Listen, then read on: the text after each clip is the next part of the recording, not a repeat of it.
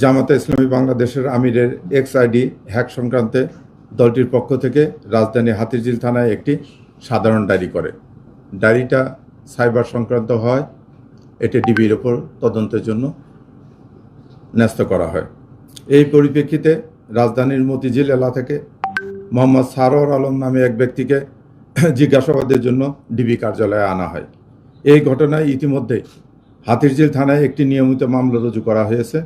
নিবিড় তদন্তের জন্য মামলাটির তদন্তভার ঢাকা মহানগর গোয়েন্দা পুলিশের উপর ন্যস্ত করা হয়েছে।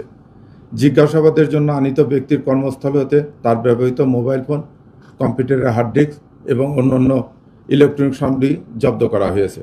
স্বচ্ছ ও নিরপেক্ষ তদন্তের স্বার্থে জব্দকৃত আলামত সমূহের ফরেনসিক পরীক্ষা করা একান্ত প্রয়োজন। বিশেষ জন্য আমি সকলকে বিনীত অনুরোধ জানাচ্ছি। ধন্যবাদ। আচ্ছা, প্রশ্ন আপনারা টু দ্য পয়েন্ট করবেন এবং প্রশ্ন রিপিট না করার জন্য বিনীত অনুরোধ জানাচ্ছি। জি জি, কালকে মধ্যরাত্রে।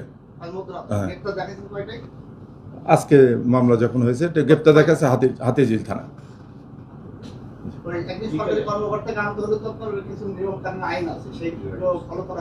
জি, তার কর্তৃপক্ষ থেকে, রাষ্ট্রপতির ইয়ে থেকে, সচিবালয় থেকে তার জন্য হাতিরঝিল থানাকে পারমিশন নিয়ে আসা হয়েছে। না, এখন যেহেতু মামলা হয়েছে জিডিটা ওর সঙ্গে মার্চ হয়ে যাবে। ধন্যবাদ। একই থানায় তো মামলা এবং জিডি হয়েছে, বুঝছেন? এটা তদন্ত করে, এটা ফরেনসিক রিপোর্ট না আসলে তো বলা যাবে না। মামলা হয়েছে না, তার ভিতরে মামলা হয়েছে। আমরা না, এটা হাতিরঝিল থানায় গ্রেপ্তার করেছে। ভাই বারবার বলতেছি, একটা প্রশ্ন করবেন, একটা প্রশ্ন এবং একজন একটা বেশি প্রশ্ন করবেন না, আর প্রশ্ন রিপিট না করার জন্য অনুরোধ করছি। যে জামাতে ইসলামীর পক্ষ থেকে হাতিরঝিল থানায় যে মামলা দায়ের করা হয়েছে, সেই মামলায় এফআইআর এ ওনার নাম আছে। যেহেতু উনি এফআইআর ভুক্ত আসামি, এই কারণে এখন তাকে গ্রেপ্তার দেখাচ্ছে হাতিরঝিল থানা পুলিশ। জি, আপনারা জিজ্ঞাসাবাদ শেষ করেছেন।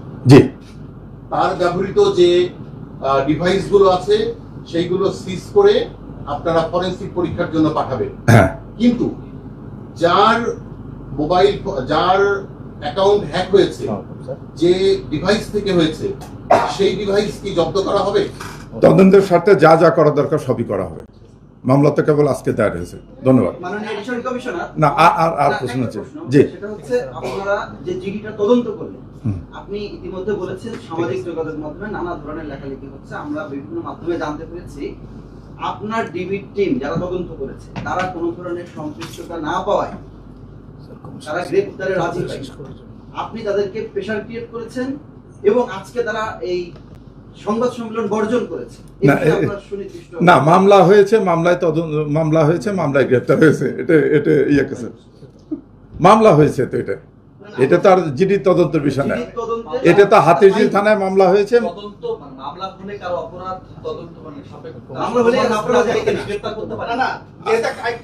জি,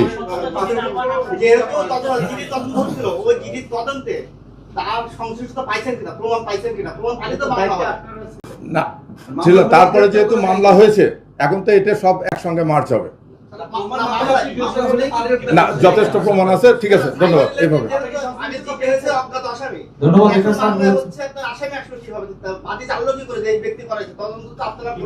ওনার এটা হাতিরঝিল থানা মামলা নিয়েছে, থানার সঙ্গে কথা বলেন আপনার। হাতিরঝিল থানা মামলা। ধন্যবাদ। ধন্যবাদ।